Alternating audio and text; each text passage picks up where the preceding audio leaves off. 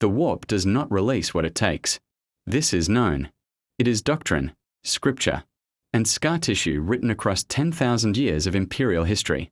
The warp takes ships, it takes souls. It takes the screaming dead and adds them to its own howling choir. It does not return what it swallows.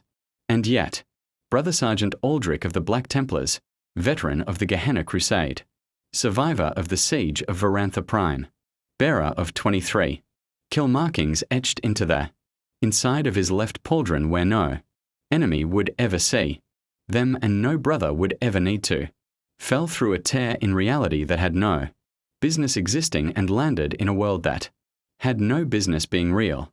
He did not scream. Astartes do not scream in the dark. He hit the frozen earth at terminal velocity and left a crater 6 feet deep in the permafrost, ceramite-absorbing impact that would have turned an unaugmented man into red mist.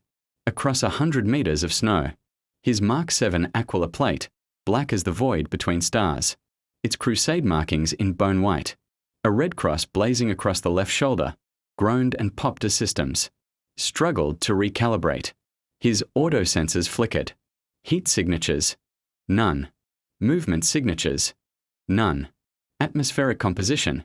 Breathable? Barely. Temperature? -31 degrees Celsius and dropping.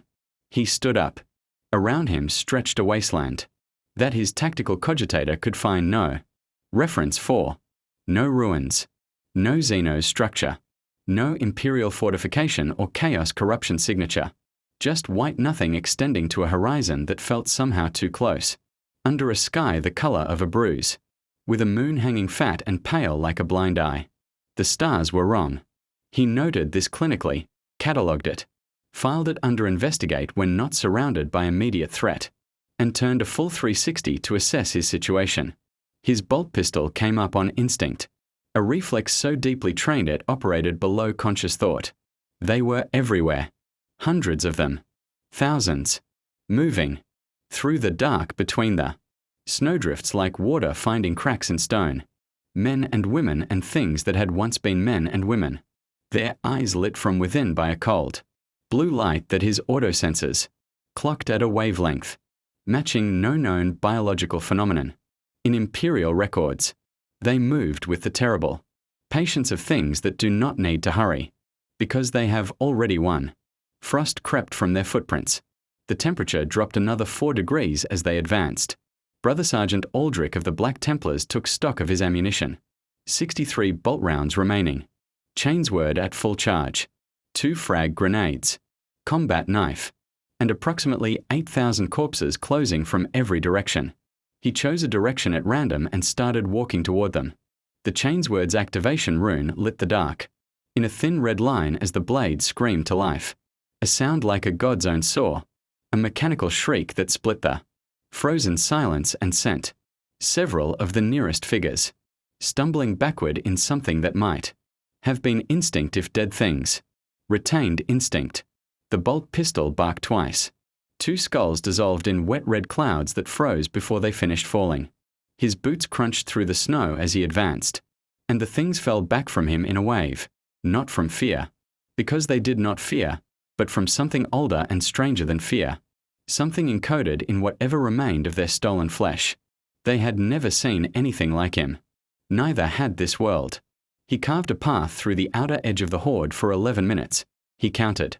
Astartes always counted, before his autosensors caught something that was not dead. 2 heat signatures. Human range. Elevated pulse indicating terror. Moving fast from the northwest. He adjusted course without breaking stride. Bisected a white through the collarbone, with a diagonal chainsword slash that left the upper half of its torso spinning, away into the dark, and ran.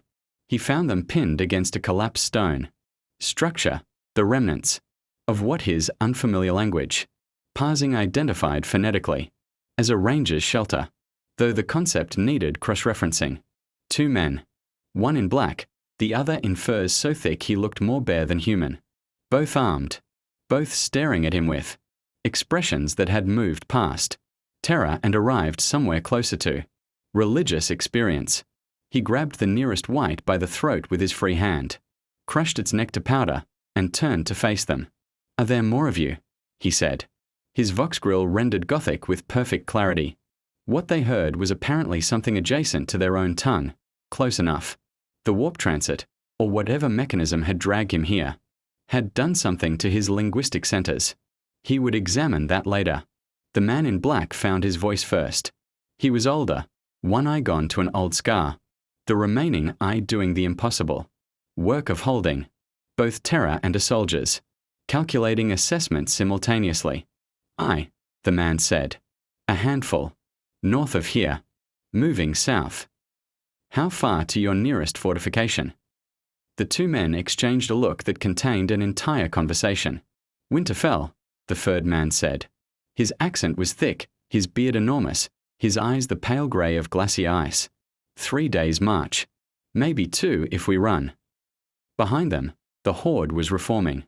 Always reforming. The ones he killed stayed dead. He noted that, filed it as significant. But the ones he hadn't reached yet were patient as geology. "Then we run," Aldrich said. He did not wait to see if they followed. But he heard their boots in the snow behind him. And he adjusted his pace to something a human body could sustain over distance without failing.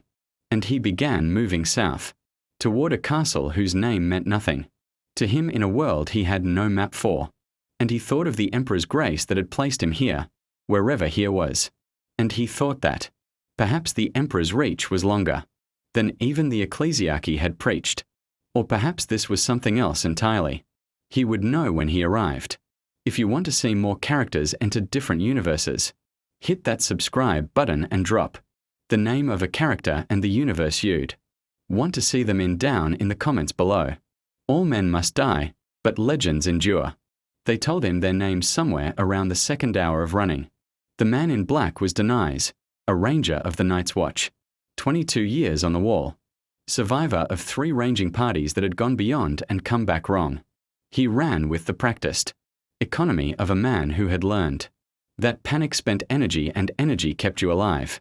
And he watched Aldrich with a one eye that remained to him with an expression that had settled, after the first hour, into something resembling professional respect. The third man was Tormund Giantsbane, and he introduced himself with a name and a title, Tormund Giantsbane, Terror of the Southerners, that Aldrich's linguistic parsing rendered with complete fidelity, and which Aldrich noted without comment. He had met warriors who led with their names like weapons. Usually they were either very good or very dead. This one moved like the former. They found the others at a frozen stream bed 2 hours south. 6 more nights watch rangers and 11 free folk, a word Aldrich's parsing gave him, alongside the alternative wildling and the contextual annotation that the former was their preference and the latter was used by people they didn't like. 3 of the free folk were wounded. 1 would not last the day. Aldrich assessed this in 4 seconds and said nothing, because there was nothing to say that the man's own body wasn't already telling him. The reaction to Aldrich was uniform and immediate. Weapons up, backs against whatever cover existed. A wall of iron and bone-handled blades leveled at 8 feet of black ceramite. Tormund shouldered through them, arms wide. "Put it down," he said, with the flat authority of a man who had never in his life considered that an order might be refused. He killed more of the dead in 10 minutes than all of us have killed since the wall came down. He's either a giant who lost his size or something the god sent. And either way you point steal him again and I'll break your hands. The weapons came down. Slowly. Grudgingly. But they came down. One of the Night's Watch rangers, young, dark-haired, with the look of a man still, reassembling his understanding of the world, stepped forward and studied Aldrich with an intensity that Aldrich found interesting. Not the blank terror of the others. Assessment. Genuine assessment. "What are you?" The ranger asked. "A soldier," Aldrich said. "That armor is mine." The ranger absorbed this. "Where did you come from?" "Far away," Aldrich said. "Because the true answer, a strike cruiser in the 41st millennium of the Imperium of Man, ejected through a warp anomaly of unknown origin, would consume time. He did not have and produce confusion that would not serve anyone. He was a Black Templar.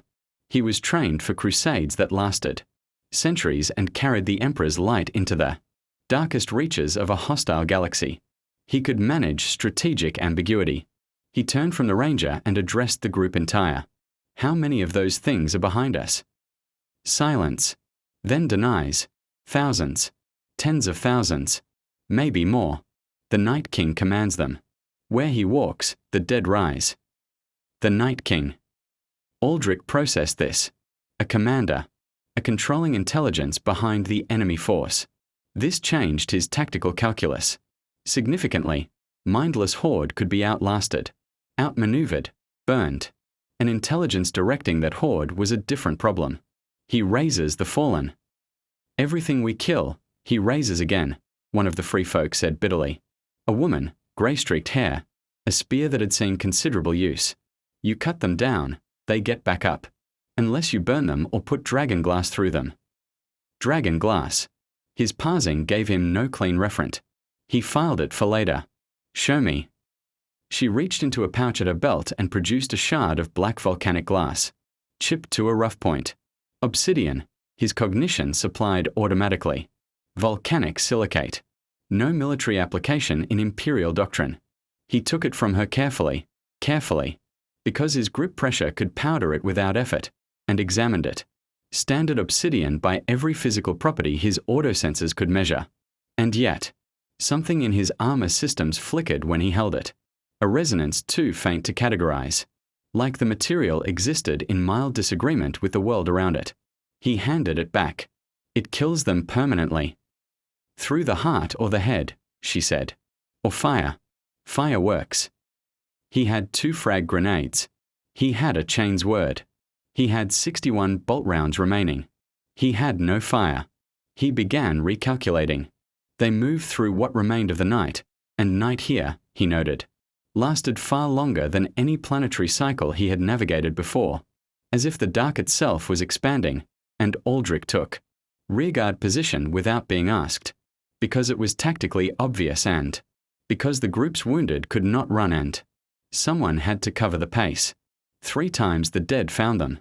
3 times Aldrich waited, back into contact and bought the group. Minutes with bolt rounds and ceramite and they. Screaming edge of his chain's word. He was careful. Each round deliberate. Each swing calculated to achieve maximum disruption with minimum expenditure. By dawn, a grey, grudging thing that arrived. Like an apology, the free folk were watching him differently. Not with terror. With the specific, measuring attention of people who assess everything by its usefulness to survival and had arrived at a preliminary conclusion. Tormund fell into step beside him as the light grew. You don't stop, the big man said. It was not quite a question. No, don't get tired. Not as you would understand it. Tormund was quiet for a moment. Then, the Night King. You understand what he is. Not a man. Not a creature you fought before. Something older. Something that was made to end us. I have fought things older than your civilization, Aldrich said. Things that were made by beings who thought themselves gods. They died. Tormund looked at him sideways. You kill gods. I kill whatever the Emperor requires of me. Who's the Emperor? Aldrich considered how to answer that in a world where the Emperors light had clearly never reached, in a language whose religious vocabulary he was still parsing, to a man whose theological framework was built around entities, called the old gods and something called R'hllor and a drowned god and a god of many faces and apparently death itself as a conscious force. The ruler of my people, he said finally, and the greatest warrior who ever lived. Tormund grunted. Our greatest warrior is a bastard boy who keeps dying and coming back. Then perhaps, Aldrich said, your greatest warrior and my emperor would have understood each other. Ahead, through the grey morning and the skeletal trees with their white bark and their red leaves, leaves that bled colour into the snow. Beneath them, like an old wound, the road, south wound toward a castle whose silhouette had appeared on the horizon an hour past. Stone towers, high walls, fires burning on the battlements. That told him people. Still lived and had not yet surrendered to the dark. Winter fell. He fixed it in his auto-sensors and walked toward it. Behind them, in the direction from which they'd come, something vast and cold turned its attention south. Winterfell's gates had seen many things in their centuries of standing. They had seen Aegon's envoys arrive with fire behind their words. They had seen Robert Baratheon ride through drunk on victory and kingship and the particular joy of a man who has never considered what comes after winning. They had seen a direwolf pack at heel, a dwarf in a litter, a queen's retinue of silk and poison. They had seen war come home in the bodies of the fallen, wrapped in northern wool and laid across horses who walked with their heads down as if they understood. They had not seen this. The gate guards, hardened men, northerners who had survived the fall of the wall's ranging parties, and the first advance of the dead and the particular psychological crucible of knowing winter had come and meant it this time, saw the group emerging from the tree line and began the mechanical process of opening the gate and then stopped when they saw what walked at the rear of the group and stood very still in the way that men stand, still when their minds require a moment to renegotiate their understanding of what is possible. 8 feet of black ceramite, a pauldron blazoned with a red cross, a helm that revealed nothing of the face behind it, only 2 lenses that caught the pale morning light and held it like a predator's eyes, a chain's word across the back, dried blue-black ichor frozen along its teeth, a bolt pistol at the hip, whose design matched nothing in any amorous memory in the 7 kingdoms. Jon Snow was on the battlements. He had learned, in the particular school of surviving everything that should have killed him, to assess threats with speed and without the luxury of disbelief. He had looked at White Walkers and found the soldiers' response. He had looked at dragons and found the political response. He looked at Aldrich now and found, for the first time in a long time, something he could not immediately categorize, and the unfamiliarity of that sensation tightened his jaw and brought his hand to Ghost's scruff without thinking. The direwolf was perfectly still beside him, not growling, not retreating, watching the black-armored figure with an intensity that suggested recognition of something ancient, not the figure itself, but the category of the figure. Apex, undeniable, outside the understood order. Jon came down from the battlements. He met them in the yard. Sir Davos at his shoulder and Sansa 3 steps behind with 2 household guards who both knew they were decorative in any scenario that required the thing at the gate to be stopped by force. Tormund was already through, clapping men on the shoulder, calling for ale in a voice that carried over the wind. Denise went directly to the Maester's tower, moving with the focused urgency of a man who has a report to make and knows its contents will not be received well. Jon stopped 6 feet from Aldrich. 6 feet was the distance a trained fighter chose when he wanted room to move but wasn't yet committing to hostility. Aldrich noted this and approved of it. The young man, young by the metrics of this world, though his eyes were older than his face, stood straight, shoulders back, hand not on his sword but near it. Dark hair, grey eyes, a scar at the base of his throat that had the specific topology of a killing wound survived. His died, Aldrich's cognition noted, with no particular supporting evidence beyond the scar and the eyes. His died and come back and it changed him. Tormund says you fought through the dead to get here, Jon said. I walk through them, Aldrich said. There is a difference. Jon's eyes moved across the armor with the systematic attention of a man cataloguing armaments for tactical assessment. What are you? Brother Sergeant Aldrich. Black Templars. He paused. The titles meant nothing here. He could see that in Jon's face. A soldier from very far away. That armor. Ceramite plate. Approximately 1 inch of composite layering across primary strike surfaces. It has stopped weapons your world has not yet imagined. He said this not as boast, but as tactical information, because this man needed to understand what asset had arrived at his gate. It will stop a White's claws indefinitely. It has already done so, repeatedly, in the past 12 hours. Jon looked at Tormund. Everything he says is true, Tormund said. accepting a horn of ale from. Someone with the satisfied air of a man whose extraordinary claims have been verified. He walked into 8,000 dead things and came out the other side. I watched it. Sangza spoke from behind Jan's shoulder. Her voice was measured, each word placed with the careful deliberateness of someone who had learned to think before speaking. In rooms where words were weapons. Where does he sleep? What does he eat? How do we know he's not sent by the Night King? Something raised and armored and given false life to walk among us. Aldrich turned to look at her directly. She held his gaze. He noted that specifically, because many people found the experience of a space marine's full attention to be incompatible with maintaining eye contact, and her expression did not change. A reasonable question, he said. I do not require sleep as you understand it. I require minimal nutrition by your species standards. I can subsist on what your kitchens consider scraps. And the Night King did not send me. He paused. The things he sends do not speak. They do not assess. They do not choose. He let that sit for a moment. I am here because something tore a hole in the fabric of my reality and deposited me in yours. I did not choose this world, but I am in it, and there is a war, and I know only one response to war. Which is? John asked. Win it. The yard was quiet except for the wind and the distant sound of ravens shifting in their tower.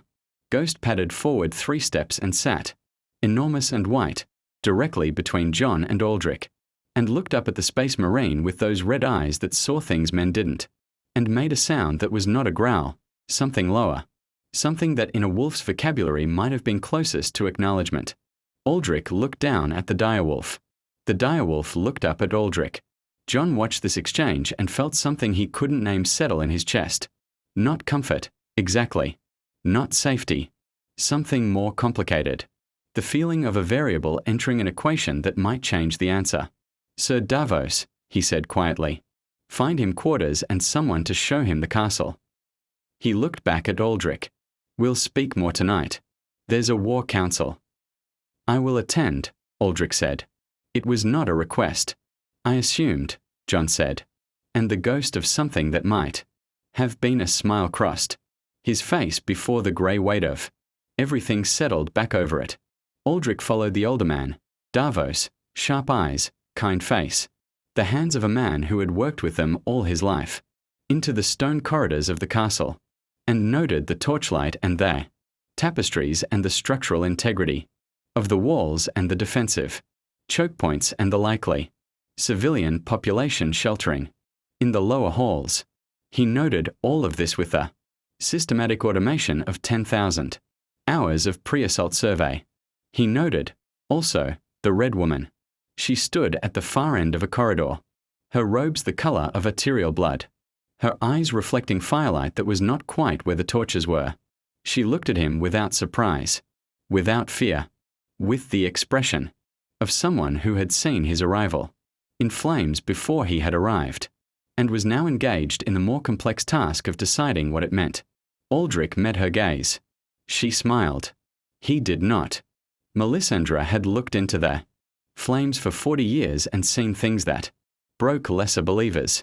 She had seen Stannis, Baratheon's shadow, kill a king and understood it as R'hllor's mercy. She had seen Jon Snow's corpse on a table in Castle Black and understood it as R'hllor's investment. She had seen the army of the dead cresting the horizon like a tide and understood it as R'hllor's test, the great war between light and darkness, that every red priest from Volantis to Ashai had prophesied in the language of flame and sacrifice, and the specific grammar of the Lord of Light's terrible love for his creation. She had not seen the Black Warrior. Not once. Not in 40 years of looking. Not in the flames of 1,000 fires, lit from Dragonstone to the wall. He appeared in her. Visions like a word in a language she had never been taught, present, significant, weighted with meaning she could not yet read. A figure in black iron, burning without fire, standing between the darkness and everything that remained of the living world. She found him in the army. He was alone, which she had arranged, by the simple expedient of suggesting to the 2 guards outside that their commander needed them elsewhere. The armory was large and cold, lit by braziers whose light caught the edges of his ceramite plate and threw strange shadows across the stone walls. He had removed the helm. She had expected something monstrous.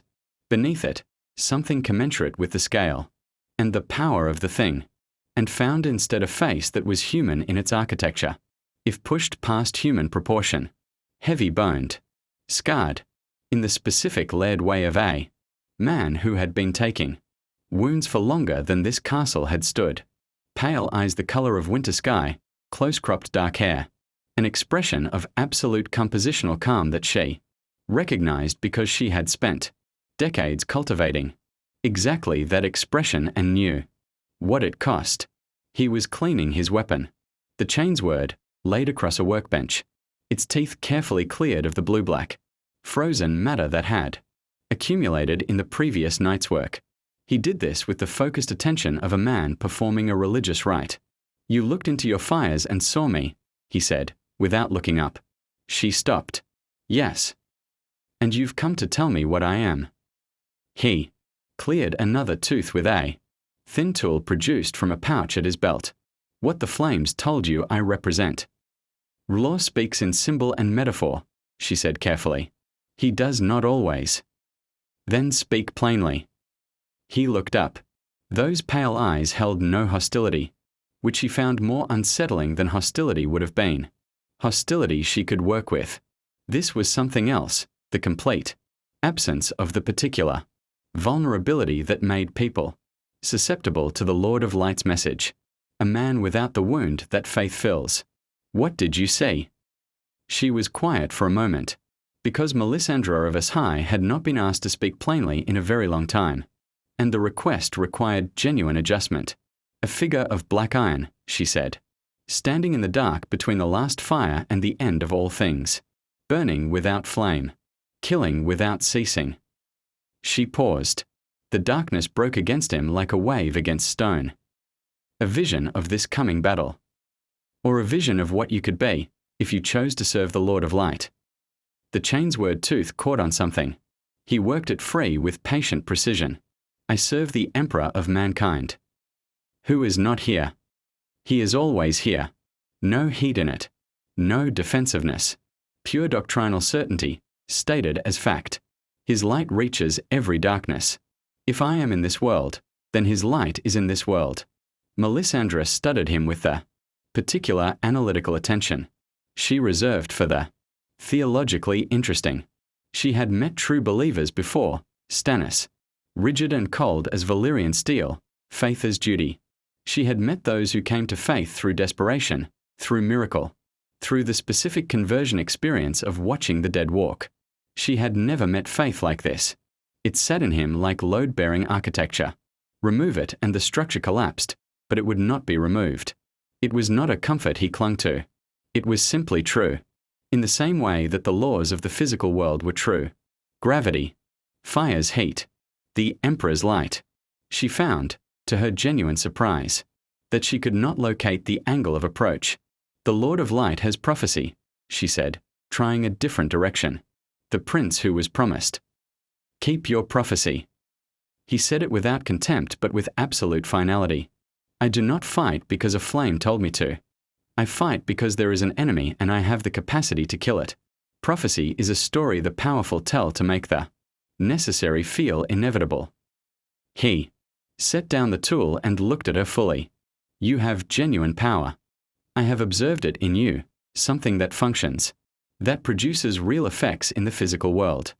I have no explanation for it within my existing framework and I do not require one." He paused. "What I require is to know whether that power can kill White Walkers more efficiently than dragonglass." She blinked. In 40 years, no one had opened a theological conversation by pivoting immediately to tactical application. "Fire," she said slowly.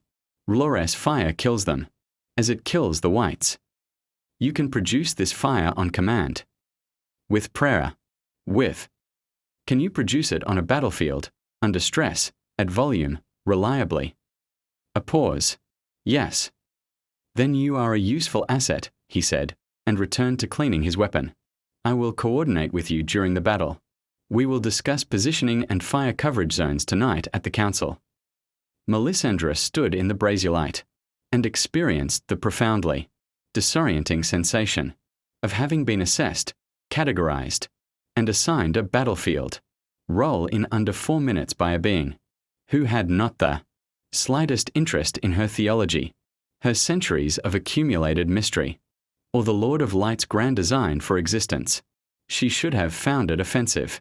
She found it, instead, clarifying. She was turning to leave when his voice caught her. The boy, he said. The one they wheel in the chair. The one whose eyes go white. She stopped. He is a greenseer, Aldrich said. He sees through the trees, the network of connected organic matter. Across this continent. He sees past and present and potentially future.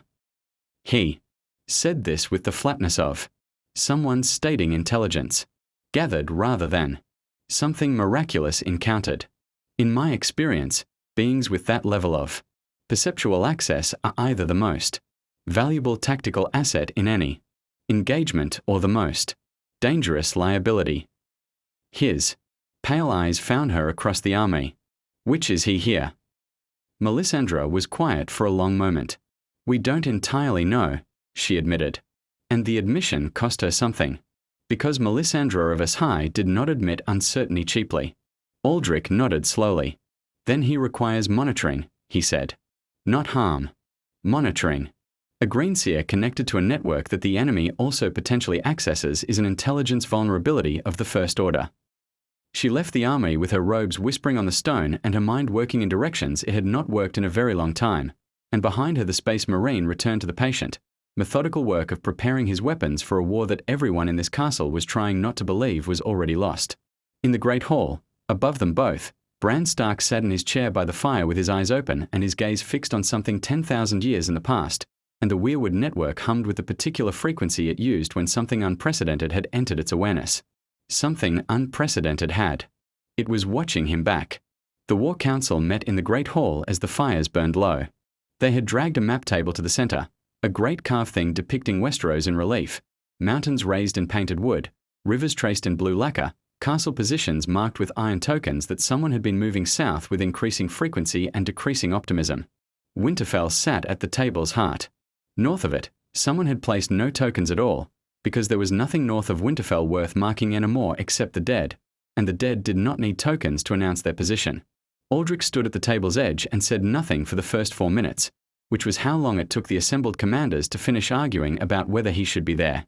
Jon ended it with the flat certainty of a man who had learned that democracy in a crisis was a luxury nobody could afford. He killed more whites last night than 100 men. He's at the table. He looked around it with grey eyes that had stopped asking for consensus sometime around his third death. All of us.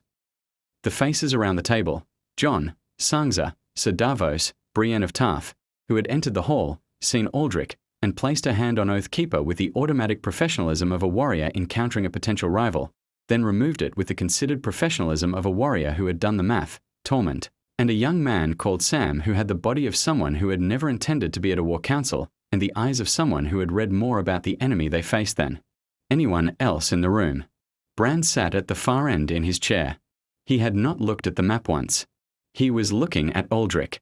Aldrich was looking at the map. Your defensive perimeter, he said, without preamble. Show me what you have. Davos walked him through it with the practiced brevity of a man who had learned to strip information to its load-bearing elements. Winterfell's walls, thick, old, built for a different kind of war. The Dothraki cavalry positioned on the field's left flank. The Unsullied forming the infantry line at the castle approach. Catapults loaded with pitch and fire. Trenches being dug on the eastern approach. Dragons, 2 remaining, Drogon and Regal, to be used for aerial fire support. Aldrich listened to all of it and then was quiet for 7 seconds, which in a room full of people waiting for response felt considerably longer. The cavalry on the left flank, he said. In the dark. Against an enemy that does not break, does not feel fear, and cannot be routed. He looked up at John. You will lose them in the first engagement. The horses will panic. Cavalry requires an enemy that responds to the charge, that flinches, that redirects, that breaks formation. The dead do not do these things. The horses will smell what's coming long before contact, and the charge will dissolve. Silence around the table. The kind of silence that falls when someone has said the thing everyone almost thought and didn't. He's right, Brienne said quietly. The Dothraki won't stand down, John said. Their culture will cost you 8,000 cavalry in the first 10 minutes. Aldrich said, use them as a mobile reserve. Keep them inside the walls until the dead have committed their main body to the gate approach. Then use them for targeted sorties against isolated white concentrations. Do not let them charge an undifferentiated mass in the dark. He moved 2 tokens on the map. Your unsullied are more valuable. Disciplined infantry with shield walls and spears. They will hold longer than cavalry against this enemy because they do not panic, and they can maintain formation. Put them here. He placed a token at the castle's main approach. And here. Another token at the eastern gate. Layered fallback positions. Every 50 meters. They give ground slowly and make the dead pay for every inch. Sam was writing furiously. The trenches, Aldrich continued. Fill them with oil, not just pitch. Oil burns longer and the surface fire prevents the dead from crossing easily. They feel no pain, but fire disrupts their motor function even without killing them permanently. You need dragonglass distributed among every soldier, not just officers. If a man falls, he should be able to reach it with his last strength. He looked at John. How much dragonglass do you have? Thousands of weapons, Sam said, looking up from his notes. We've been producing them for months. Every weapon goes to the infantry line. None held in reserve. There is no reserve scenario worth saving them for. If the line holds, you won't need them. And if the line breaks, no reserve will matter. He looked at the map again. Your dragons. Daenerys controls them, John said. Then Daenerys needs to understand fire coverage priorities. The dead mass at choke points, gates, bridge approaches, the narrow ground. Between your outer and inner walls. Those are fire priority zones. Not the open field. In open ground, the dead are spread thin and fire is inefficient. In choke points, a single pass eliminates hundreds. He moved another token. She should not engage until the dead have committed to a choke point approach. Early engagement in open ground wastes dragon endurance and exposes the riders to the Night King. You know about the Night King? John asked. I know he commands them. I know he raises the fallen. I know that killing him ends it. Aldrich's pale eyes moved to John's. I know he has intelligence and patience, and that he will adapt his approach based on what he observes. He will see the dragons and plan for them. He will see the walls and plan for them. A pause. He has not seen me yet. And when he does, Sansa asked. He will plan for me too, Aldrich said. Which is why I intend to be inside his planning radius, before he understands what he is planning for. Tormund made a sound that was not quite a laugh. You want to go at him? Eventually, but not until the battle has developed sufficiently that his attention is divided. He straightened from the map. I have 60 bolt rounds remaining. Each one will destroy a White's head or torso with finality. I am reserving 40 for White Walkers specifically, the commanders, not the infantry. Kill the commanders and watch what happens to the units they control. He looked around the table. In my experience, armies led by intelligence collapse faster when that intelligence is removed than armies led by instinct. Your dead are led by intelligence. Remove enough of the controlling minds and the remainder may become disorganized. May, Davos said. War does not deal in certainty, Aldrich said. Only probability and preparation. The fire crackled. Outside, the wind had picked up and something in its register had changed. Lower. More resonant. with the specific quality of cold that was not weather but intention. Several people around the table looked at the window without meaning to. John looked at Aldrich. "You've fought things like this before." It was not quite a question. "I have fought things that ended worlds," Aldrich said. "I have stood on ground where the dead outnumbered the stars and held the line, until the Emperor's light found a way through." He paused. "I have also watched lines break that I was certain would hold. I do not offer you certainty. I offer you the application of 10,000 years of accumulated military doctrine to a problem that is new in its specifics but not in its nature." He looked at the map, at the tokens, at the lacquered rivers, at the iron marker sitting in the place called Winterfell. "The nature is always the same. Hold the line. Kill the commander. Bring the dawn." Sam set down his quill. He had filled 3 pages. Bran spoke for the first time since the council began, his voice carrying the particular quality of a man who was not entirely present in the room he was sitting in. "He comes tonight," he said, "before the next dawn." Everyone looked at him. "The Night King," Bran said, his eyes still fixed on Aldrich with that unnerving, unfocused focus. "He has seen something he wants to understand, something that arrived from outside the pattern he knows." A pause. "He is curious." Aldrich turned to look at Bran fully, and the Greenseer met his gaze with white-filmed eyes that were looking at something considerably further away than the great hall of Winterfell, and for a moment the two of them existed in a register that excluded everyone else at the table. The thing that saw through 10,000 years of trees and the thing that had fought through 10,000 years of war. "Good," Aldrich said. He turned back to the map. "Then we have until dawn to finish preparing," he said. "I suggest we use the time." The Dothraki charged anyway. Aldrich had known they would. He had watched them in the hours before the battle. The way they moved around there. Horses with the unconscious intimacy of people who had been raised in the saddle. The way they checked their arcs, with the specific reverence of warriors for whom the weapon was not a tool but an extension of identity.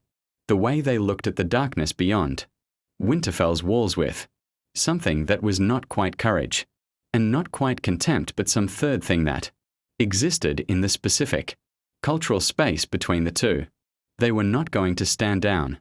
He had known it when he made the suggestion, and John had known it when he agreed with the suggestion, and both of them had known it didn't matter. Some plans account for what the plan requires. Some plans account for what the people in the plan will actually do. The difference between those two kinds of plans was usually measured in bodies. He was on Winterfell's outer wall when the Dothraki lit their arcs. Melisandre walking their line with her hands raised.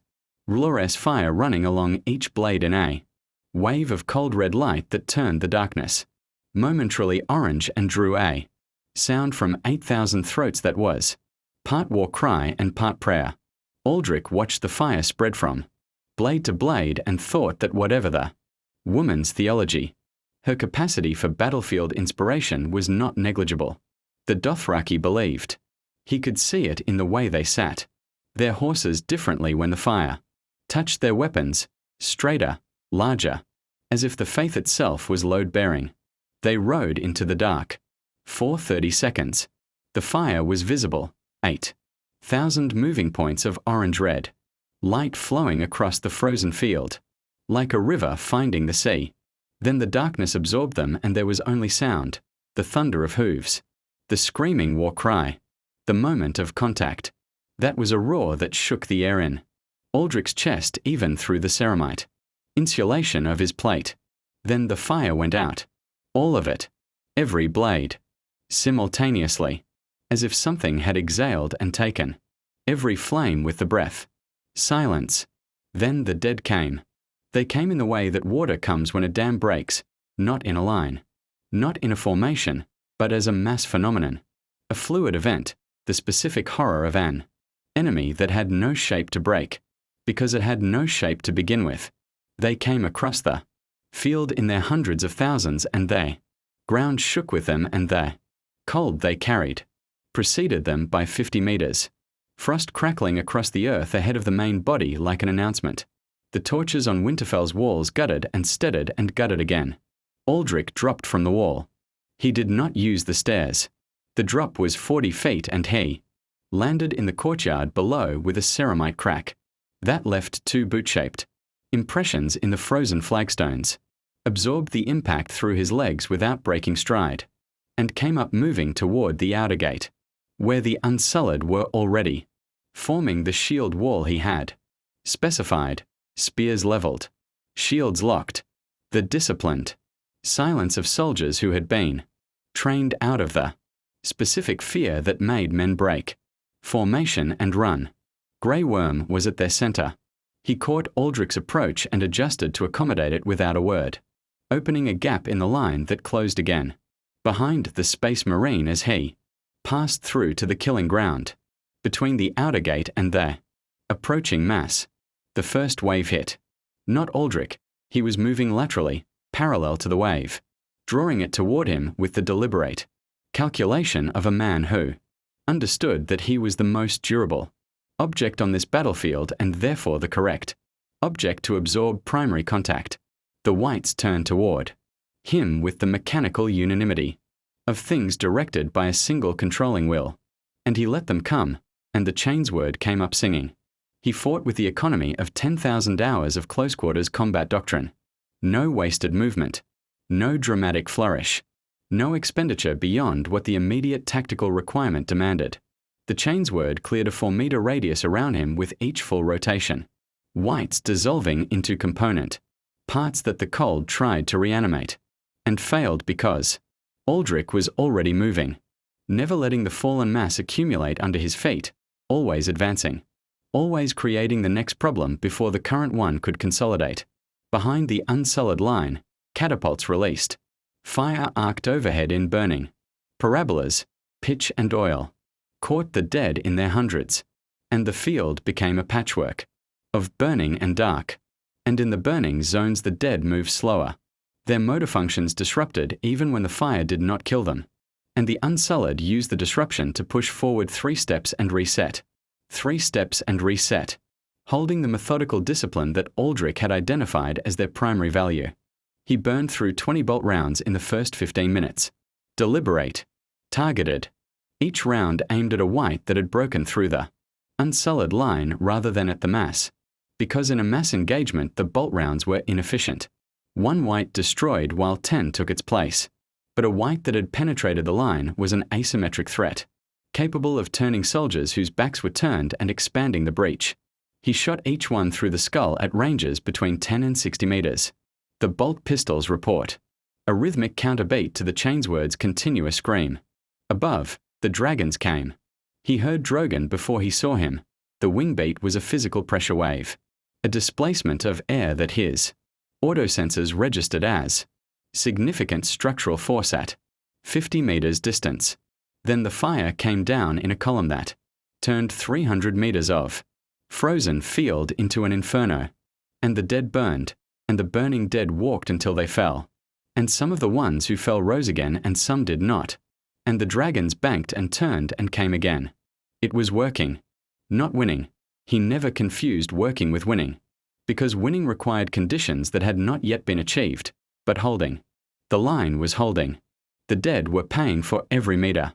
Melisandre was on the walls, producing fire in columns that disrupted white concentrations with genuine tactical effect. Her lawborn flame carrying something beyond ordinary combustion, something that killed the dead more completely and more quickly than natural fire. He marked her position and filed it as a coordination point. Then the White Walkers came. He had been watching for them. They arrived not in the mass but at its edges, tall, ancient, moving through. The horde of whites with the unhurried authority of officers who do not fight until the fighting requires their specific expertise. His autosensors catalogued them immediately. 6 visible. Certainly more beyond sensor range. Their armor, if it was armor, caught the firelight and refracted it into cold blue fractals. Their weapons were ice that had forgotten it was water. They walked and the ground froze beneath their feet and the frost that preceded. The main body thickened around them into Something that was not fog but occupied the space fog would occupy. He shot the nearest one. The bolt round hit it in the left shoulder and it staggered, which was more than the whites did, and turned toward him with those eyes that were the cold color of nothing at all. The shoulder wound did not bleed. It crystallized, frost spreading from the entry point, the wound freezing over rather than opening, as if the creature's body was repairing itself by becoming more of what it already was. Not dead. Not incapacitated. Noted. He adjusted his aim to center mass and fired 3 more rounds in rapid succession, driving the walker backward another 2 steps, keeping it off balance, denying it the stable ground from which it would bring its ice weapon to bear. The weapon, a spear of blue-white ice that killed the warmth out of the air around it, swung and he stepped inside its arc, letting the shaft crack across his left pauldron with a sound, like a bell struck wrong, and drove the chainsword into the walker's midsection with both hands, and full engine power. The walker exploded, not like a white, not like the soft dissolution of dead flesh encountering sufficient force. It shattered, crystalline detonation, ice shards in every direction, a sound like a frozen lake breaking all at once, and then cold blue fragments settling into the frozen earth and melting into nothing, and the whites in a 30-meter radius collapsed simultaneously. Cut strings, falling where they stood. Killing the commander collapses the units it controls. He turned to find the next one. There were 5 remaining within his sensor range. Beyond his range, unknown numbers.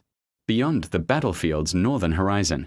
Something vast and cold and patient watched what had just happened to its lieutenant, with the specific quality of attention that Aldrich recognized from a lifetime of fighting enemies who learned. He had its attention now.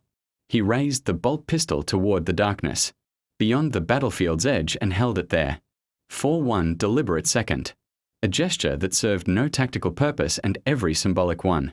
Then he turned and killed 3 more whites that had accumulated at his back during the Walker engagement, and moved to the next problem. The Night King arrived an hour before dawn. Not with the army of the dead. They were already there, already pressing against Winterfell's walls in their hundreds of thousands, already filling the killing ground, with the slow hydraulic pressure of an enemy that measured victory in exhaustion rather than breakthrough. He arrived separately, as commanders arrive, above the battlefield, on the back of Viserion, the dead dragon whose fire had become something cold and blue and structurally different from the fire of living dragons in the way that a corpse is, structurally different from the body it used to be. Aldrich heard the wing beat change register overhead and looked up. He had been fighting for 4 hours without pause. 41 bolt rounds expended. 2 white walkers destroyed. Chainsword fuel cells at 60%. His armor had taken significant surface damage. Claw marks across the left greave. A deep gouge along the right pauldron where a white walker's ice weapon had found a ceramite seam and pressed it, but the structural integrity of his plate remained within acceptable combat parameters, which in Black Templar doctrine meant he was still fighting. He looked up and saw the Night King looking down. The distance was significant. Viserion circling at 200 meters. The Night King a pale figure against the dark sky, mounted and still in the specific way that commanders are still when they are making decisions rather than actions. Aldrich's autosensors resolved him with telescopic clarity. Tall, ancient, the spiral marks on his skin the color of old bruising, eyes that were the blue of absolute zero, an expression that was not cruelty and not hunger but something colder than both, intelligence, assessment, the particular quality of attention that a mind gives to a problem it has not previously encountered. Viserion's head swung toward Aldrich. The cold fire came down. He moved, not fast enough to clear it entirely, moving too late because he had spent 2 seconds studying the Night King when he should have been studying the trajectory of the attack, a mistake he filed under, corrected and moved laterally as the blue-white column hit the ground where he had been standing and froze it solid in an expanding disk of ice that cracked outward in fractal patterns across 50 meters of flagstone. The edge of the column caught his right leg from knee to ankle and his. Auto sensors screamed proximity. Alerts as the temperature differential fought his. Armor's thermal regulation and lost. Ice accumulating across the greaves. Surface and the joints' flexibility. Dropping to 60% before the thermal systems. Overcame the cold and began burning it back. He fired 4-bolt rounds at Viserion. The rounds hit. He watched them hit. Watched the dead dragon's neck snap sideways from the impacts. Watched it bank hard away from him with the automatic reflexes of a creature whose nervous system still operated even if the being inhabiting it did not. Not dead. Dragons were not easily killed, but disrupted, buying him seconds. And seconds were what the next decision required. John was already moving. He came across the courtyard on Regal, with the urgency of a man who had known this moment was coming and had been unable to stop its approach, only manage it. The dragon's wings scattered defenders and dead alike, green scales catching the firelight. As he banked above Winterfell's inner wall, and John leaned from a saddle, with the reckless physicality of a man for whom death was a temporary inconvenience, and called down to Aldrich, the Night King. He needs to come down. I know, Aldrich said. Arya is inside, Aldrich said.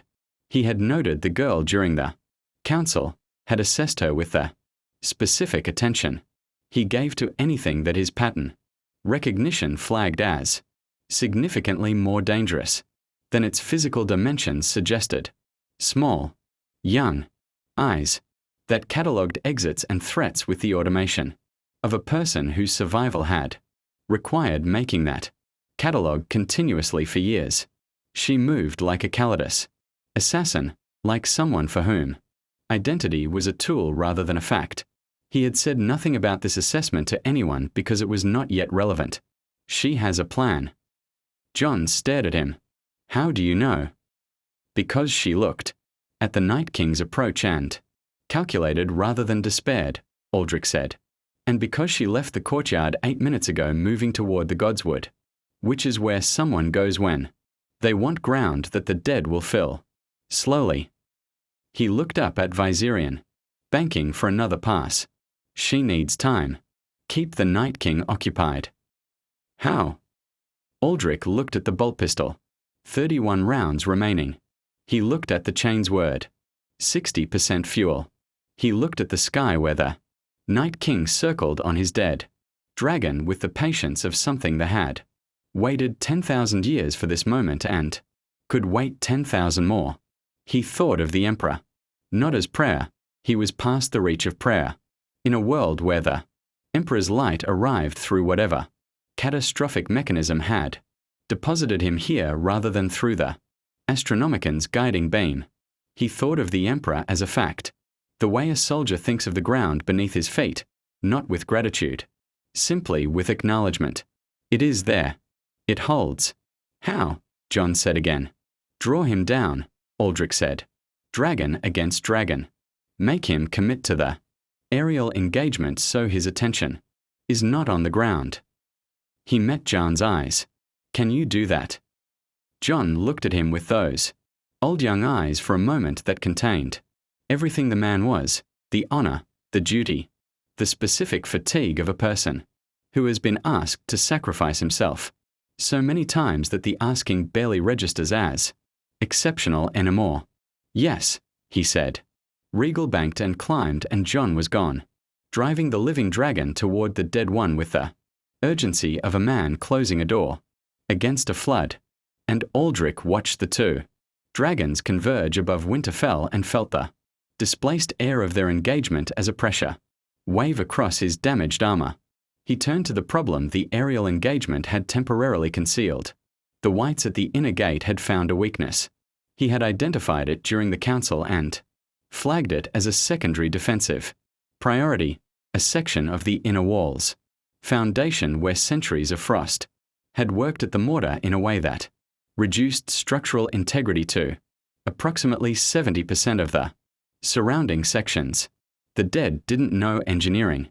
They knew pressure, and they had been pressing against that section with the patient hydraulic force of water finding weakness for 4 hours.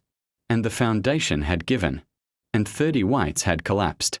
Through the gap before the Unsullied could redirect. Inside the inner wall. Inside the defensive perimeter. Among the civilians. He was already running. He hit the gap at full stride and cleared it in a single motion. Ceramite's shoulder dropping to widen the breach. As he came through. Rather than slowing to navigate it. Emerging into the inner courtyard with the chain's word up and the scene. Resolving in his auto-sensors. In the terrible clarity of emergency tactical assessment. 31 whites, 12 civilians still alive and moving. 4 Unsullied redirecting to intercept and 2. Far to matter for the next 15 seconds. 15 seconds was enough. He killed 23 whites in 11 seconds. Moving through them with the compact violence of a man who had stopped. Performing and started solving. The chain's word clearing space in geometry rather than drama. The correct angle. The correct force. The next target already acquired before the current one had finished falling. The remaining 8 turned. From the civilians they had been pursuing and converged on him instead, which was exactly what he needed them to do. And he let them come and killed them in the following 4 seconds. Silence in the inner courtyard, except for fire and wind, and the distant thunder of the aerial. Engagement above. A child was looking at him from behind an overturned cart, perhaps 6 years old. Northern dark hair, wide grey eyes. The specific stillness of a child who has learned that movement attracts attention. She was watching him with an expression that was not fear. Fear she had apparently exhausted, but something rawer and more fundamental. The expression of someone encountering something that does not fit the world's known parameters and has not yet decided whether this is disaster or salvation. He looked at her. She looked at him. Stay behind the cart, he said. Do not move until a soldier with a black cloak comes for you. She nodded once, very seriously, the way children nod when they have decided to trust something enormous. He turned back to the breach and took a position that would hold it, until the Unsullied arrived. And above him the 2 dragons fought in the dark with fire and cold fire. And somewhere in the godswood, a girl with a list of names was moving through the shadows toward an ending that no prophecy had predicted, because prophecy dealt in heroes and she had decided a long time ago that hero was not the category she occupied. The Night King felt it before he understood it. Something moving below his awareness. Something small and fast and committed. With the total commitment of someone who had given up every other thing until only the one thing remained. He turned his attention downward. Too late. Arya killed the Night King between one heartbeat and the next. Aldrich did not see it happen. He was at the breach. In the inner wall with his boot on A. Whites collapsed. Ribcage and the chain's word clearing. The gap of the 3 dead things that had attempted entry in the previous 40 seconds. And he felt it rather than saw it. Felt it in the way that a battlefield feels a tide turn, which is not a sensation but an absence of one. The specific negative space left when a controlling pressure is suddenly removed. The whites stopped. All of them. Everywhere. Simultaneously. One moment the dead pressed against Winterfell's walls with the patient hydraulic force of an ocean. The next moment they were simply weight, inert mass, no longer directed. No longer driven by the intelligence that had animated them. They fell where they stood. They collapsed mid-stride. They dropped from the walls. They had been climbing with the unanimity of marionettes, whose strings had been cut by a single blade. The sound of it was extraordinary. Not silence, the opposite of silence. The sound of hundreds of thousands, of bodies hitting frozen ground across a battlefield that stretched beyond the range of any living eye. A vast percussive event that rolled outward from Winterfell in every direction like the world, clearing its throat. Then silence. Real silence. The silence of a battlefield that has stopped. Aldrich stood in the breach and his auto-sensors swept the immediate area and found no movement beyond the living. And he stood very still for 3 seconds, 3 full seconds, which was the longest he had been completely still since arriving at Winterfell, and processed what had happened. The controlling intelligence was gone. He had been correct. Remove the commander and the units collapse. The specific architecture of the enemy's force, entirely dependent on a single animating will. No distributed command structure, no subordinate intelligence capable of assuming control, had been its definitive tactical vulnerability. He had identified it. He had identified it. He had planned for it. He had told Jon Snow that killing the Night King ended it. He had not expected a girl of perhaps 18 to be the one who did it. He found her in the Godswood 20 minutes later. She was sitting on a root of the great weirwood tree, the one with the carved face that bled red sap from its eyes like permanent mourning, with her knees drawn up and her arms around them and the Valyrian steel dagger in her right hand, cleaned already because she was the kind of person who cleaned her weapons before she processed what she had just done. The Godswood was very quiet. The heart tree's carved face looked down at them both with its expression of ancient, neutral observation. Red leaves had fallen across the ground and across Arya's shoulders, and she had not brushed them away. She looked up when she heard his approach. No fear, no surprise. She had catalogued his footstep pattern days ago. He had noticed her noticing and had said nothing, because the kind of person who memorized footstep patterns was the kind of person it was useful to have noticing things. You knew I was going, she said.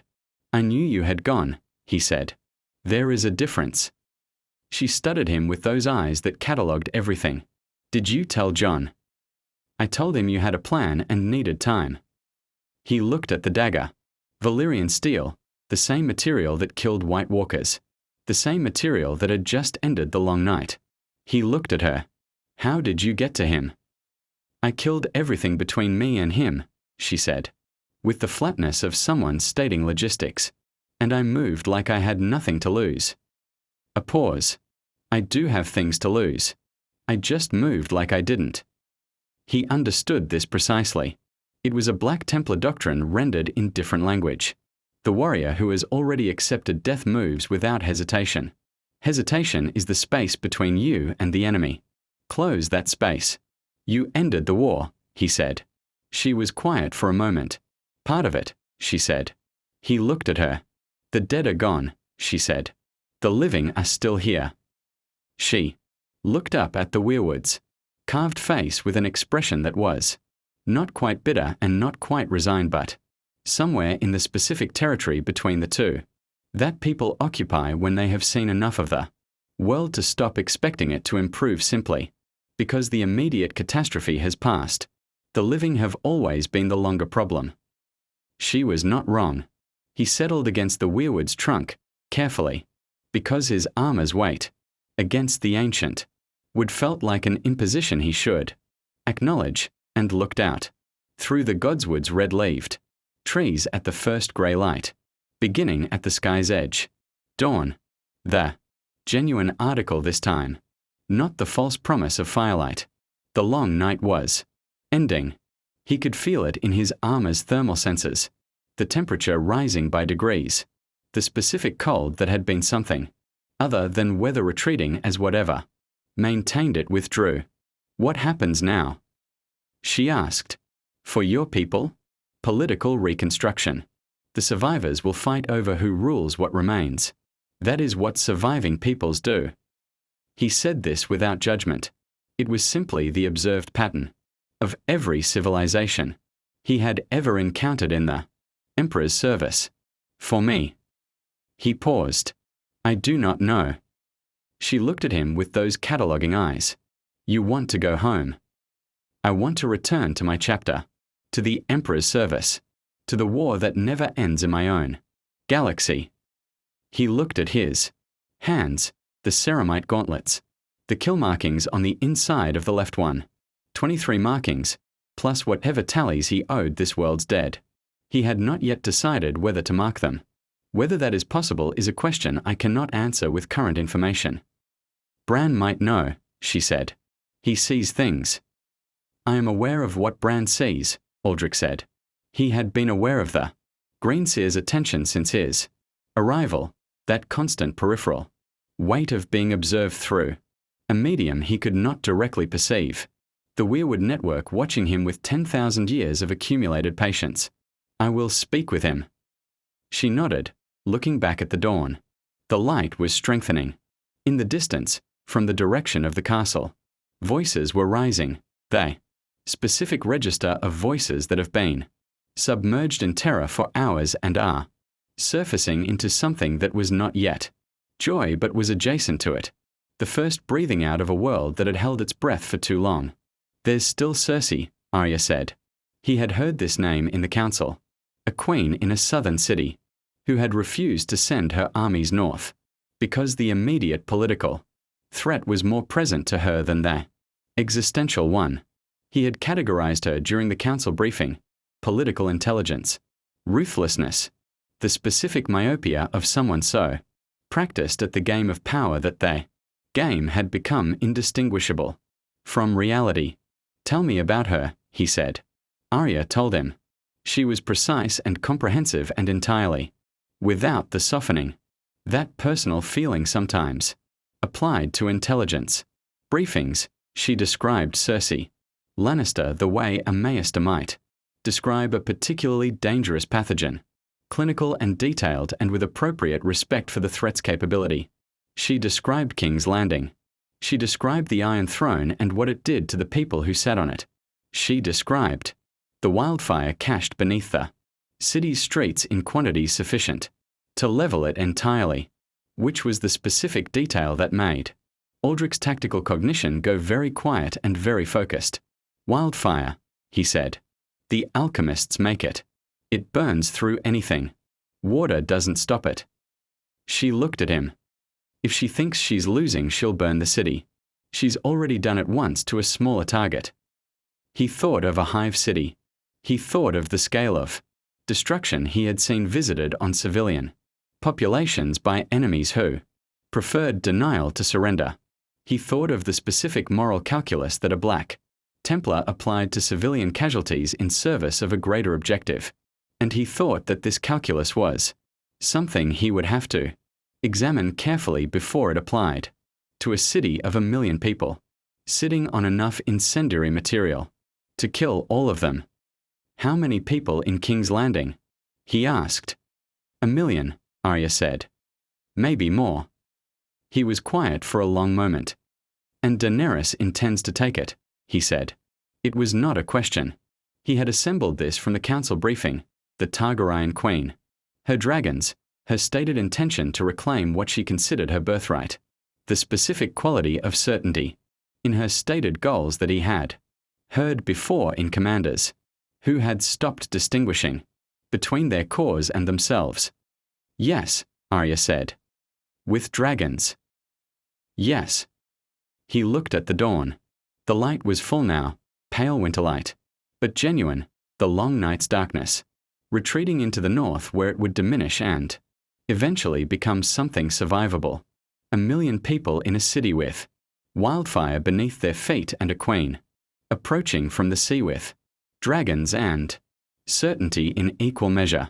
He had come to this world through a tear in reality with 63 bolt rounds and a chain's word, and the absolute doctrinal certainty of a Black Templar on crusade. He had 41 rounds left.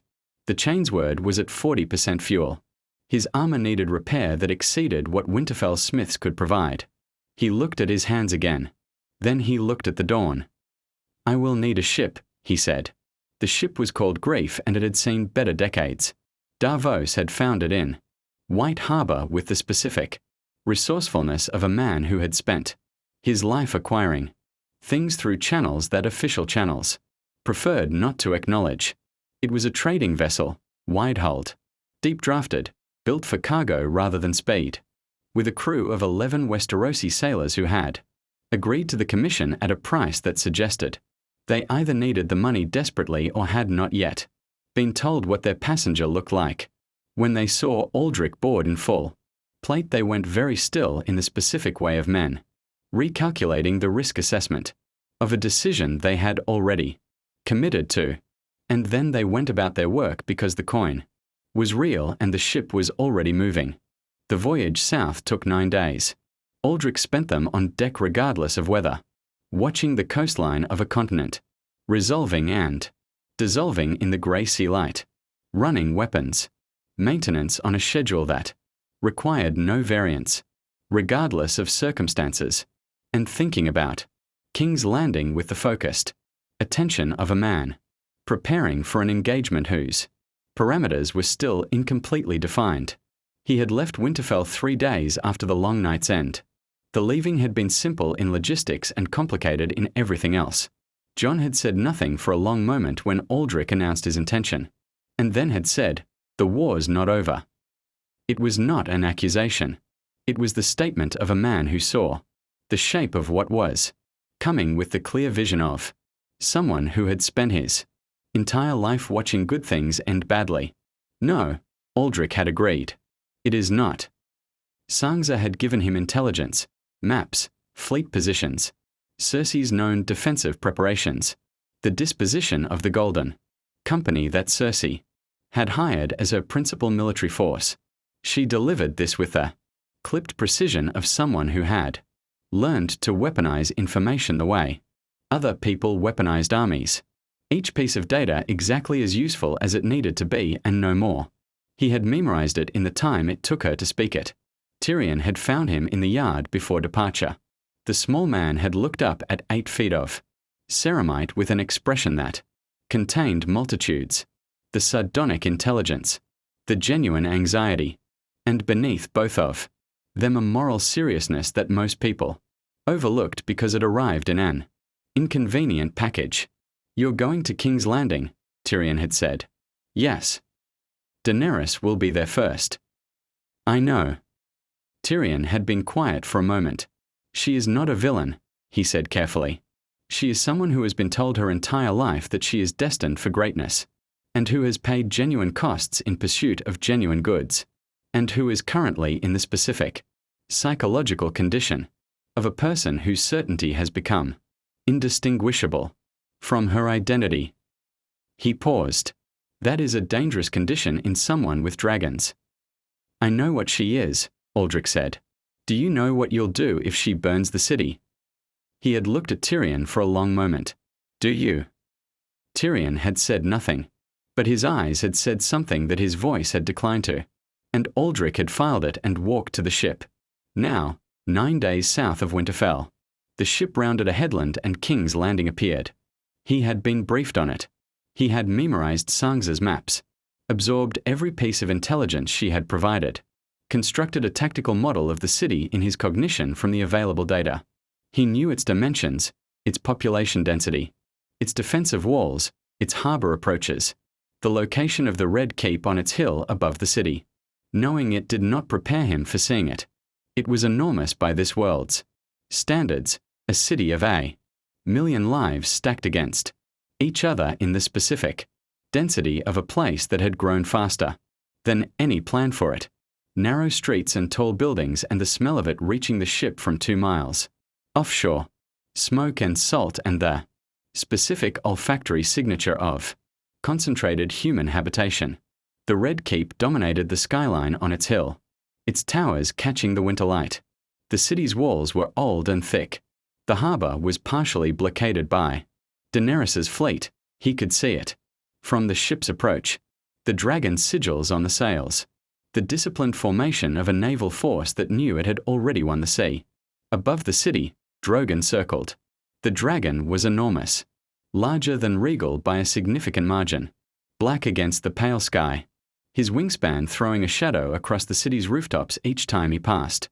He moved with the patience of something that was waiting for a command rather than making its own decisions.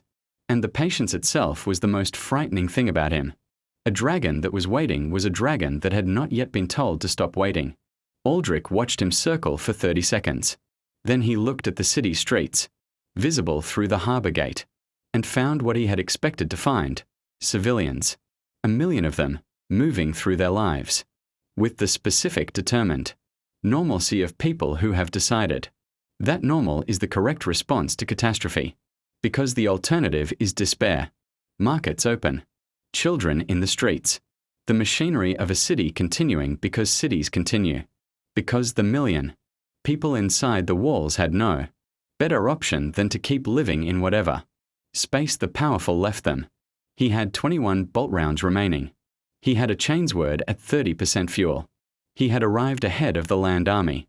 Daenerys's Unsullied and Dothraki were still a day's march from the city according to Sangs's intelligence, but not ahead of the fleet, and not ahead of Drogon. He went ashore alone. The harbour district received him the way harbour districts received everything unusual, with a brief cessation of activity followed by the rapid return to business, because harbour districts had seen enough unusual things that adding one more to the catalogue was less disruptive than the loss of commerce its acknowledgement would require. Sailors moved around him. A fishmonger looked at him for a long time and then went back to his fish. A child pointed and was pulled away by an adult who had decided that pointing was the wrong response. He moved through the city toward the Red Keep. He moved quickly and did not attempt concealment, because 8 feet of black ceramite did not conceal, and the attempt would sacrifice speed for an invisibility that was impossible. Instead, he moved with the deliberate purpose of someone who belonged wherever they were, which was the next best thing to actual belonging and functionally more effective in urban navigation. People moved out of his way. Streets cleared with a self-organizing efficiency that the city's population would later struggle to explain something in the way he walked that communicated non-negotiability at a level below conscious processing. The Goldcloaks found him 2 streets from the Red Keep, 12 of them, the city's guard, armored in gold-painted steel that was more ceremonial than functional, holding spears with the collective body language of men who had been told to intercept the figure in black armor, and had arrived at their destination, and were now experiencing the specific crisis of a plan that had not adequately accounted for what the figure in black armor actually looked like at close range. Their sergeant, older, scarred, the kind of man who stayed alive in violent institutions through the combination of low profile and excellent situational assessment, looked at Aldrich for 2 seconds. "You need to stop," the sergeant said, with the tone of a man fulfilling a professional obligation rather than one who believed the obligation would be fulfilled. "I need to reach the Red Keep," Aldrich said. "Stand aside." Queen's orders. "Your queen," Aldrich said, "is about to make a decision that will kill everyone in this city. I intend to prevent it. You can assist in that objective or you can stand in my way." He looked at the sergeant with pale eyes that had killed things considerably more dangerous than Goldcloaks and communicated this without heat or malice, simply as information. "I would prefer you assist." The sergeant looked at him for another long moment. Then he stepped aside and gestured his men to do the same. Aldrich walked through them and up the hill toward the Red Keep, and behind him he heard the sergeant say something to his men in a low voice, and heard the men respond with the collective exhale of 12 people who had made a decision they were going to spend a long time questioning, and kept walking. Cersei was in the throne room. He knew she was there, because the keep's corridors had the specific quality of corridors in a building organized around a central presence, the way traffic flows in a city tells you where the center is. Guards thickened as he progressed. The architecture became more deliberate. The light changed from functional to symbolic. He walked through 12 sets of doors and passed 40 guards who did not stop him because each set had been alerted by the previous set and each set had made the same calculation as the Goldcloaks. The throne room doors were open. The Iron Throne sat at its end, a monstrous thing. Swords fused by dragon fire into a seat that was deliberately uncomfortable, as if the physical reminder of discomfort was the Targaryen's final lesson to every successor. Cersei Lannister sat on it in a black gown that had the quality of armor made from fabric, her crown on her head and her chin level and her green eyes, tracking his entrance across 300 feet of empty hall with the absolute composure of a woman who had decided some time ago that fear was an indulgence she could not afford. Beside her, Qyburn, small, precise, with the eyes of a man who found everything interesting and nothing Sacred, watched Aldrich's approach with a clinical attention that he recognized as the specific attention of someone, assessing whether what they were seeing could be replicated. At her other side stood the mountain. Sir Robert Strong, 8 feet of reanimated flesh encased, in armor that was to a normal knight's equipment what a siege weapon was to a sword. He had not moved since Aldrich entered. He would not move unless commanded. He was the product of Qyburn's work, what remained when a man's capacity for violence was preserved after everything else had been removed. Aldrich stopped at the foot of the Iron Throne steps. "You're not what I expected," Cersei said. Her voice was exactly what Sansa's briefing had prepared him for, controlled, musical, each word carrying its weight and no word carrying more than it needed to. "Neither," Aldrich said, "are you." She stuttered him. "You've come from the north. After the battle." "Yes." "The dead are gone, then." Not a question. Her intelligence network had been working even through the long night. Varys was dead by now. He had died before the north. Sansa had told him, but Cersei had her own systems and they had apparently been functioning. "The dead are gone," he confirmed. "And Daenerys." The name landed in the room like a stone into still water. "She's coming." "Yes." Cersei's green eyes did not change. "And you're here to stop me from burning the city." "Yes." She looked at him for a long moment. Then she looked at Qyburn, a glance that communicated something, in the private language of two people who had been planning together for a very long time. "The wildfire," she said. "Do not," Aldrich said. "A million people," she said softly. "My city. My people." And something moved in her eyes that was not cruelty, was something rawer than cruelty, something that cruelty was built on top of to make it bearable. "If I cannot have it, then a million people die for a throne," Aldrich said, "and you become the thing you spent your life insisting you were not." The throne room was very quiet. "The mountain," she said. The enormous figure began to move. Aldrich raised the bolt pistol and put 2 rounds through the mountains. Helmet at a range of 15 feet. The mountain stopped. Qyburn made a sound. The mountain did not fall. Qyburn's work had been thorough enough that the damage required recalibration, rather than causing immediate cessation, but it stood in the arrested posture of a mechanism that had received conflicting instructions. The enormous body swaying slightly, the helmet's front section partially destroyed, and in the gap where the face should have been, nothing that resembled what a face should look like. Aldrich kept the bolt pistol on it and looked at Cersei. 19 rounds, he said. "I will use every one of them on your creature, and then I will use the sword, and it will still not be enough to kill me before I reach you." He said this without heat, as information. "The wildfire cache beneath the city. Tell me where the trigger mechanism is and give me Qyburn." Cersei looked at him from the Iron Throne with those green eyes that had never, in her entire life, been given the option of softness. And she looked at the mountain, her certainty, her safety, her final argument, and she looked at Qyburn, who had already taken 2 steps backward toward the wall in the manner of a man whose survival instinct had just overridden every other consideration. And Cersei Lannister, Queen of the 7 Kingdoms, protector of the realm, did something that she had never done in 40 years of navigating a world that had given her every reason not to. She told him the wildfire was beneath the Street of Steel. Not all of it.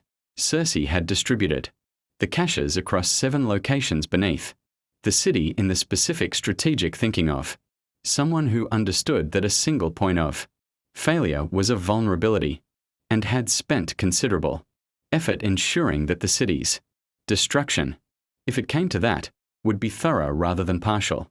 Qyburn had designed the trigger system with the same clinical precision he applied to everything, a series of linked mechanisms, each capable of independent activation, each accessible from the Red Keep through tunnels that had been part of the city's foundation since Maega the Cruel had built them for reasons that history had charitably decided not to Examine too closely. Aldrich spent 4 hours in those tunnels. He went alone, because the tunnels were narrow, and the work required precision, rather than force, and because the two gold-cloaked Circe had offered as guides, had taken one look at the first cache, clay, pots of green liquid stacked in, configurations that suggested someone had thought carefully about maximizing dispersal radius and found reasons to wait at the tunnel entrance that neither of them articulated, but both of them communicated with perfect clarity.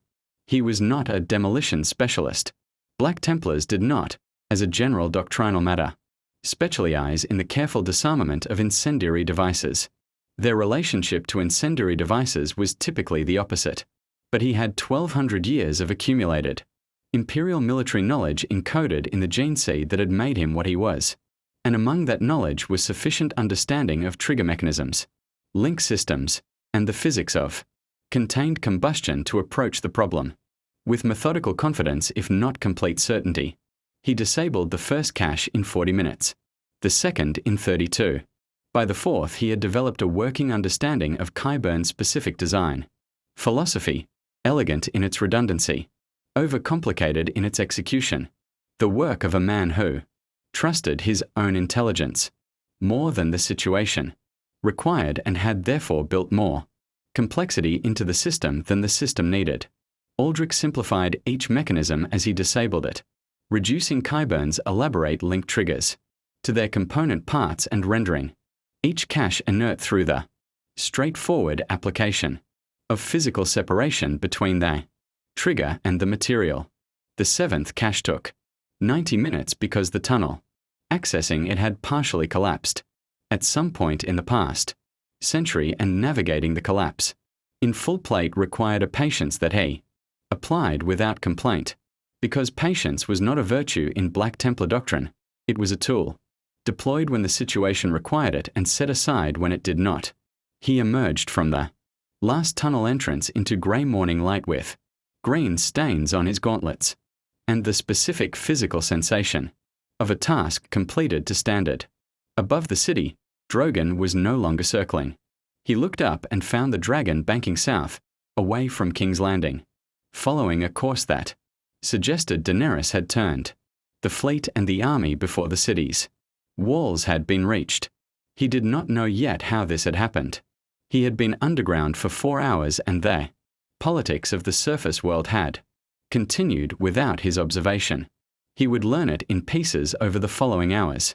That Tyrion had arrived ahead of the army. That a conversation had occurred in the Dragon Queen's war tent that had lasted 3 hours. That what was said in that tent would be debated by every lord in Westeros for a generation without consensus on what had actually changed. Daenerys's course. He suspected Tyrion. He had suspected Tyrion since the yard at Winterfell.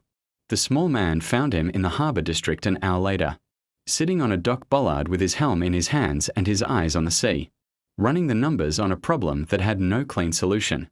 Tyrion arrived with wine, because Tyrion arrived everywhere with wine, and sat on the dock beside him with the practiced ease of a man who had learned to make himself comfortable in undignified positions. The caches, Tyrion said. Disabled. Tyrion exhaled. It was a long exhale, the specific release of breath that a man produces when the thing he had been most afraid of has been confirmed as not happening. All seven. All seven. Circe. In her rooms. The mountain is functional, but significantly impaired. Qyburn is in the custody of your queens unsullied. He paused. She told me willingly. The locations. All of them. Tyrion was quiet for a moment. Why? Aldrich looked at the sea. The question had occupied him during the tunnel work, and he had arrived at an answer that he was not entirely certain of, which was an unfamiliar condition and one he examined carefully before speaking. Because she looked at what I was willing to do to stop her, and understood that her final argument, the city's destruction as leverage, had met something that could not be leveraged. He turned the helm over in his hands. Some people When they discover that their last threat is not a threat, choose to become something else. Briefly, in a specific moment. He paused. I do not know if it will last. It won't, Tyrion said, without particular bitterness. Not permanently. She is who she is. Then that becomes tomorrow's problem, Aldrich said. Today's problem is resolved. Tyrion looked at him sideways. You know you've changed everything. The long night's end changed everything. The long night's end gave us survival, Tyrion said. What you've done here gives us the possibility of something better than survival. He sipped his wine. Whether we achieve it is another matter. It usually is. He was quiet for a moment. What do you do now? Aldrich looked at the sea. He had been looking at the sea for an hour, which was how he had spent the time between the tunnels and Tyrion's arrival, because the sea was the direction from which something had come once and might come again. The warp tier that had deposited him here had been a single event, anomalous, unrepeatable by any mechanism he could identify. He had no way home. He had no way to determine if a way home existed. He had no augur, no librarian, no navigator, no psyker of any kind, only Bran Stark's greenseer ability, which operated through a network of trees rather than the warp and might or might not be capable of perceiving the kind of spatial anomaly he needed to find. He had spoken with Bran before leaving Winterfell. The conversation had been brief and strange in the specific way that conversations with the three-eyed raven were strange. Bran present and not present simultaneously. His answers arriving slightly displaced from the questions that prompted them, as if he was answering across a time differential that made precise exchange difficult. Can you see where I came from? Aldrich had asked. I can see the tear, Bran had said. It is still there. Smaller now. The warp, your word for it, does not close cleanly in this world. It leaves marks. Where? Bran had told him. A location beyond the wall, in the frozen wastes where the dead had been. A place where the boundary between what this world was and what lay beyond it had been, weakened by the transit and had not fully healed. He had not told anyone else.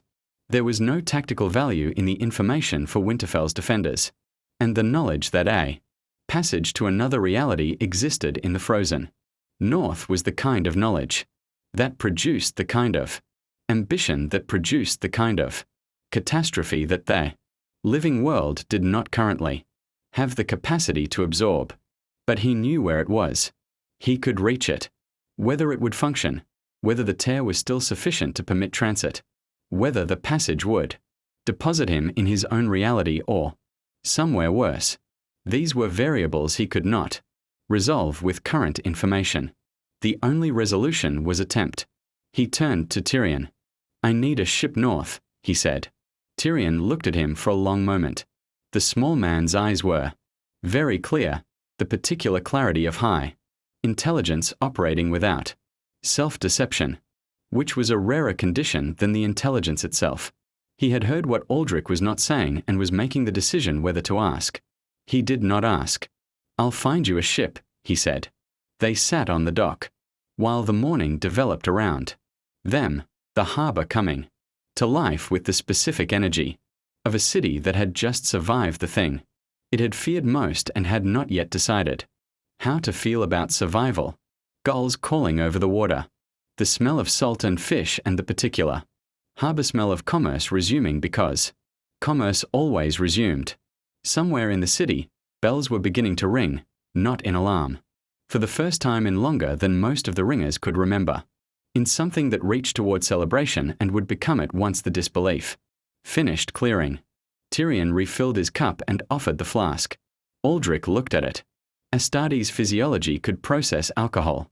Technically, processed it so efficiently that achieving any effect required quantities that made the exercise economically impractical. But the gesture was not about the wine. He took the flask, held it for a moment, handed it back. The north, Tyrion said. Beyond the wall. Not a question. Yes. Something there you need. Something that might let me return to my own war. Tyrion nodded slowly. The galaxy that needs you more than we do. The galaxy that made me, Aldrich said. This world has its own warriors. It has demonstrated this adequately. A girl who moved like a ghost had killed the Night King. A man who kept dying had held the line. A woman whose love of a family had curdled into something monstrous had, in one moment in a throne room, chosen differently. The world was full of people capable of extraordinary things when the situation required it, which was the only consistent truth he had found in every world he had ever fought for. He stood. The armor settled around him with the familiar weight of second skin, ceramite warming slightly in the morning light. The kill markings on the inside of his left pauldron updated now. He had added marks. After consideration, because the dead of this world deserved acknowledgement even in a script their world had never known. He looked south, at King's Landing on its hill, smoke rising from its chimneys in the peaceful way rather than the catastrophic one. He looked north, at the road that led eventually to the wall and beyond it to a tear in reality. That might be a door or might be a dead end. He looked at Tyrion, who had produced a second cup from somewhere, and was raising it with the particular expression of a man who finds meaning in small ceremonies because the large ones keep going wrong. For the realm, Tyrion said. Whichever one you're fighting for. Aldrich looked at him for a moment. For the Emperor, he said. He picked up his helm and walked north. Behind him, the city's bells rang on, and a maester in the citadel, whose name would not survive the century, began a cautious entry in a journal he had titled Accounts of the Unaccountable, describing in the careful hedged language of institutional skepticism a figure in black iron who had walked into the long night and walked out of it, who had gone into the tunnels beneath King's Landing alone and come out with green stains on his hands, and the city still standing, who had departed northward on a trading vessel called Grief without ceremony or farewell, leaving behind only the testimony of those who had stood beside him and the specific silence that follows something unprecedented when it removes itself from the world that wasn't built for it, in the frozen wastes beyond the wall, in a place where the dead had walked and no longer did. The air shimmered with something that was not wind and not cold, a distortion that the birds avoided and the remaining free folk had learned to walk around with the particular superstition of people who respect things they cannot name. It waited, as such things wait, without patience or impatience, in the way that openings wait, indifferent to whether anything comes through them, indifferent to the cost of the journey, existing simply as the fact of a passage between one darkness and another. Brother Sergeant Aldrich of the Black Templars would reach it before the next moon. What waited on the other side, he would face as he had faced everything else, without hesitation, without retreat. In the Emperor's name, the long night broke against him like a tide against a cliff face, spending itself completely and leaving him standing. He had arrived in a world built on betrayal and survived by understanding. That betrayal was simply another weapon, to be anticipated and countered rather than mourned. He had fought alongside warriors whose courage operated without gene seed enhancement, without ceramite plate, without the 10,000 years of imperial doctrine encoded in his bones, and found them, against all expectation, adequate, more than adequate, extraordinary, in the specific way that ordinary beings become extraordinary when the alternative is extinction. Westeros would not remember him accurately. It never remembered anything accurately. The songs would make him larger and simpler than he had been. The stories would sand away the tactical specificity and replace it with mythic resonance. And somewhere a bard would write something that captured none of the truth and all of the feeling, which was how this world processed everything that mattered. A giant in black iron, a warrior from beyond the stars, the man who walked through the dead and came out the other side. The Emperor's reach, it turned out, was longer than the ecclesiarchy had ever preached. In the wastes beyond the wall, a door that shouldn't exist waited for a man who shouldn't be there. He walked toward it without looking back. For the Emperor, for the chapter, for the crusade that never ends. Winter had come, but so had he.